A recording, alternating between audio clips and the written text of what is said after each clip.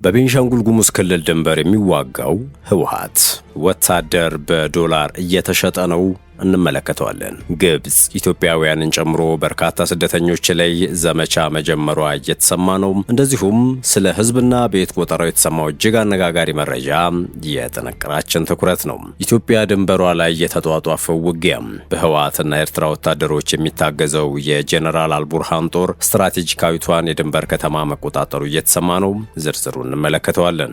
በሳውዲ አረቢያ የሞት ፍርድ ሰለባ የሆኑ ኢትዮጵያውያንን የማትረፍ ጥረት የኢትዮጵያ መንግስት ንግግር ጀምር ያለውን ሲል ይፋ አድርጓል። ይህንንም ይዘናል። ጤና ይስጥልን። የሰዓቱ የመረጃ ጥንቅራችን እነዚህንና ሌሎች ወቅታዊ ጉዳዮችን የሚያስመለክታችሁ ይሆናል። እንደተለመደው እየሰማችሁን አብራችሁን ቆዩ።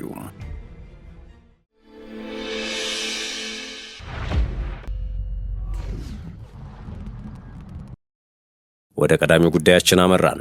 ስለ ህዝብና ቤት ቆጠራ የተሰማው እጅግ አነጋጋሪ መረጃ በየካቲት ወር 2011 ዓመተ ምህረት በዲጂታል ቴክኖሎጂ የታገዘ የህዝብና ቤት ቆጠራ ለማድረግ በ800 ሚሊዮን ብር የተገዙ 180 ሺህ ታብሌቶች በግለሰቦች እጅ ይገኛሉ መባሉን የመንግስት ኃላፊዎች አስተባብለዋል ሲል ዋዜማ ራዲዮ ዘግቧል። ይልቁንም ታብሌቶቹ ከማዕከላዊ ስታቲስቲክስ አገልግሎት ወጥተው ወደ ገንዘብ ሚኒስቴር ወይም በሚኒስቴሩ ስር ወዳለው የመንግስት ንብረትና ግዢ አገልግሎት መዛወራ ቸውን እንደሚያውቁ ኃላፊዎቹ ተናግረዋል። መንግስት ለ180 ሺህ ታብሌቶችና ለ126 ሺህ የኃይል ቋቶች ግዢ በወቅቱ ከ22 ሚሊዮን ዶላር በላይ በሰዓቱ በነበረው የምንዛሬ ተመን ከ800 ሚሊዮን ብር በላይ አውጥቷል። የህዝብና ቤቶች ቆጠራ መቼና እንዴት እንደሚካሄድ የሚወስኑት ጠቅላይ ሚኒስትሩ የሚመሩት የህዝብና ቤት ቆጠራ ኮሚሽንና የህዝብ ተወካዮች ምክር ቤት እንደሆኑ ኃላፊዎቹ ገልጸዋል። አሁንም ከ20 ዓመታት በኋላ አራተኛው ቆጠራ መቼ እንደሚካሄድ ቁርጥ ያለ ጊዜ እንዳልተቀመጠ ገልጸዋል።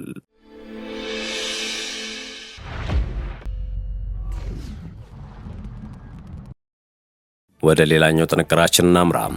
በቤንሻንጉል ጉሙዝ ክልል ድንበር የሚዋጋው ህወሓት በርካታ መረጃዎች ከወደ ሱዳን በኩል ወደ ኢትዮጵያ ድንበር የቀረበ ውጊያ እየተካሄደ እንደሆነ የሚያመላክቱ መረጃዎች መውጣት ከጀመሩ ሰነባብተዋል። ከዚህ አውደ ውጊያ ውስጥ በቤንሻንጉል ጉሙዝ ክልል ኩርሙክ አካባቢ በሚደረገው የሱዳን ጦርና የፈጥኖ ደራሽ ኃይሎች ውጊያ ተሳታፊ መሆናቸው ከተነገረላቸው ኃይሎች መካከል በሱዳን የሚገኘው አርሚ 7 የተባለው የህወሓት ጦር አንዱ ነው። ሪፖርቶች እንደሚያሳዩት ስትራቴጂክ የሆነችው ኩርሙክ በዚህ ሰዓት ተደጋጋሚ የተኩስ ልውውጥ የተደረገባት የድንበር ከተማ ነች። በዚህ ስፍራም ከገዳሪፍ ግዛት የተነሱ የህወሓት ታጣቂዎች ተሳታፊ ሆነውበታል። የጠቅላይ ሚኒስትሩ የምስራቅ አፍሪካ ጉዳዮች አማካሪ ሚኒስትር ጌታቸው ረዳ እንዳሉት ከትግራይ ህዝብ ጥቅም የኔ ህልውና ይበልጣል ብሎ ያስባል ያሉት ህወሓት ወጣቶችን በኩርሙኩ አደገኛ ውጊያም ማግዷቸዋል ብለዋል። ይህ ኃይል እንኳን አይደለም ሱዳን፣ ስሪላንካ ጭምር መልካም ገበያ አለ ከተባለ ሰው መሸጡን አይተውም ነው ያሉት። ሱዳን ደማዚን ውስጥ በሚደረግ የእርስ በርስ ውጊያ መሳተፍ ዓላማውን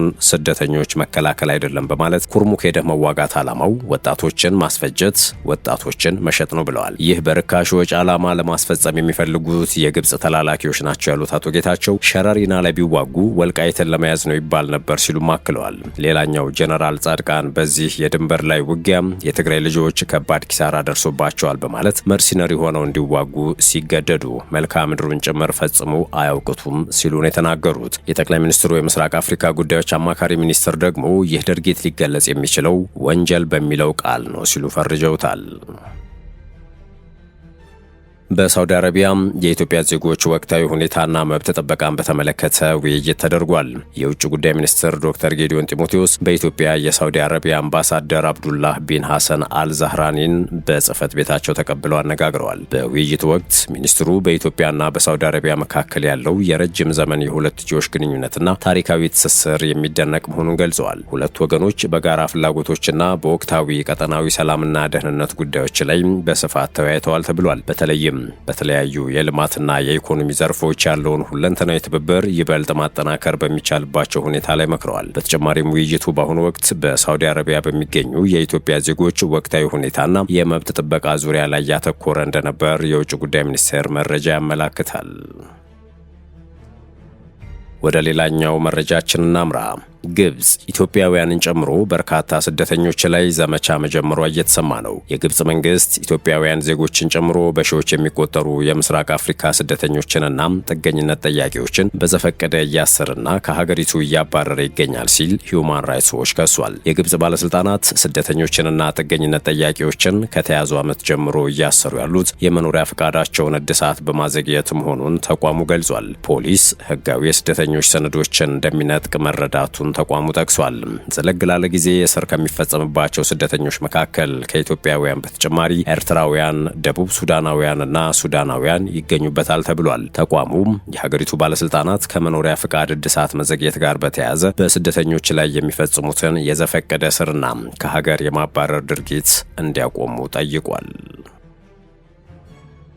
ኢትዮጵያ ድንበር ላይ የተጧጧፈው ውጊያ በህወሓትና ኤርትራ ወታደሮች የሚታገዘው የጄኔራል አልቡርሃን ጦር ስትራቴጂካዊቷን የድንበር ከተማ መቆጣጠሩ እየተሰማ ነው።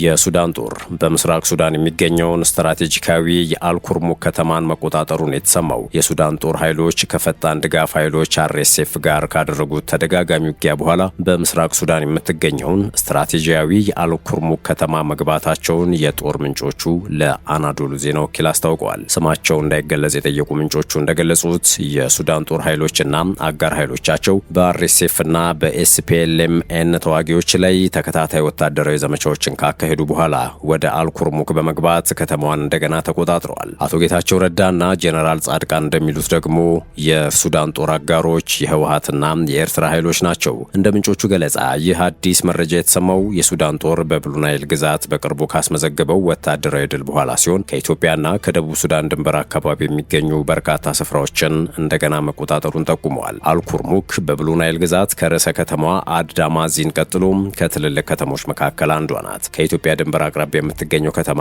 የወታደራዊ አቅርቦት መስመሮችንና ሱዳንን ከኢትዮጵያ እንዲሁም ከደቡብ ሱዳን የሚያገናኙ ዋና የመንገድ ኔትወርኮችን ወይም መስመሮች መተላለፊያ በመሆኗ ስትራቴጂካዊ ጠቀሜታ አላት ተብሏል። የፈጣን ድጋፍ ኃይሎች RSF ከተማዋን መጋቢት 15 ቀን 2016 ዓ.ም በፈረንጆቹ ማርች 24 ማለት ነው ተቆጣጥረው እንደነበረ ተገልጿል። በሱዳን ከሚያዝያ 2023 በፈረንጆቹ አቆጣጠር ጀምሮ የሱዳን ጦርና የፈጣን ድጋፍ ኃይሎች ወደ መደበኛው የጦር ማዋሃድ እቅድ ላይ በተፈጠረ አለመግባባት የተነሳ ወታደራዊ ግጭት ተቀስቅሶ አሁንም ድረስ መልኩን ቀይሮ ቀጥሏል። ግጭቱ በዓለም ላይ ካሉ እጅግ የከፉ የሰብአዊ ቀውሶች አንዱን በመፍጠር በ10 ሺዎች የሚቆጠሩ ሰዎችን ለሞት ዳርጓል። ወደ 13 ሚሊዮን የሚጠጉ ሰዎችም ከመኖሪያ ቀያቸው እንዲፈናቀሉ አድርጓል።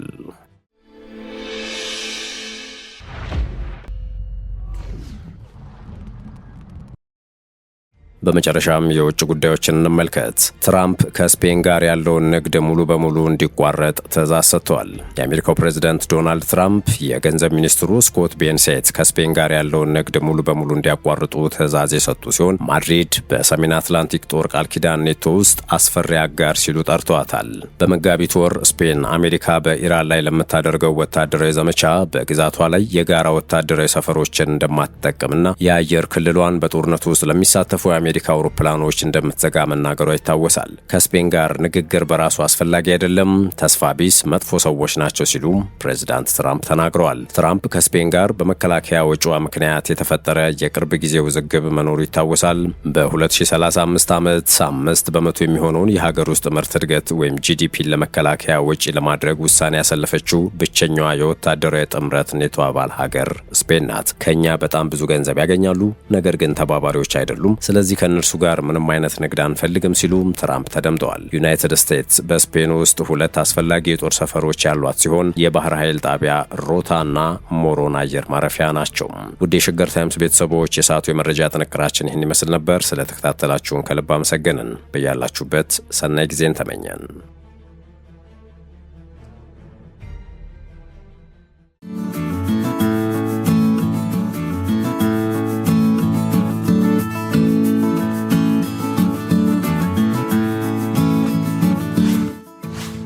ሸገር ታይምስ ሚዲያን ሰብስክራይብ በማድረግና ደወሉን በመጫን ይከተሉን።